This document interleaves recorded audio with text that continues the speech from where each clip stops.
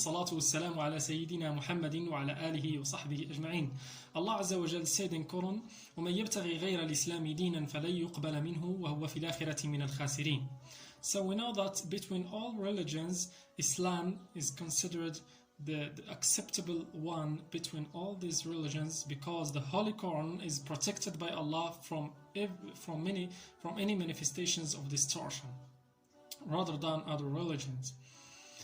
But to be a Muslim shouldn't be an obstacle and shouldn't prevent you to know more about the details of the most common religions in the world and to discover some information about these religions. And that's why we have a big specialization in Islamic studies and Islamic sciences named comparative religion. So what is comparative religion and why we study this specialization in our universities? This is the question.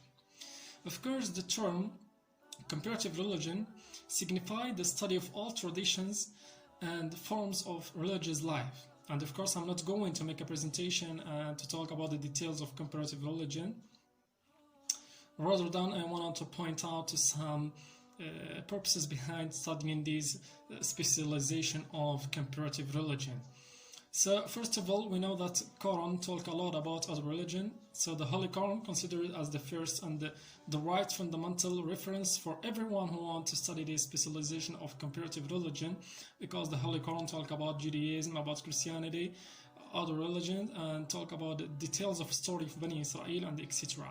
So it's considered the fundamental reference for everyone who wants to study this specialization, as I said in the beginning.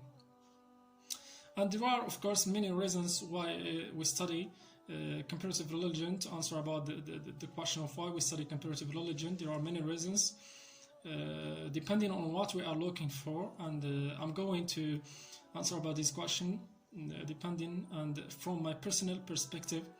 So I will say that studying comparative religion help us to understand the different cultures and to increase cultural awareness, and it's considered very necessary and important to success in a global society, because religious factors and institutions has a big role in the world. Number two is to compare between religions and to find out the reality and the truth. And this is between our purposes in this life, is to discover the reality, discover the truth, the good way and the best way to worship Allah and to be a good believer.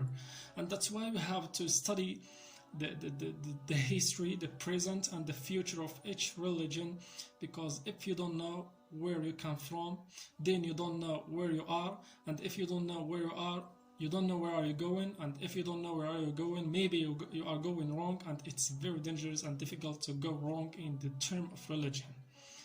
Number three is to look for the points of similarities and differences between all these religions. For example, this is monotheistic or polytheistic religions. What are the point of similarity between Christianity and Islam, for example, Christianity and Judaism, Islam and Judaism, etc.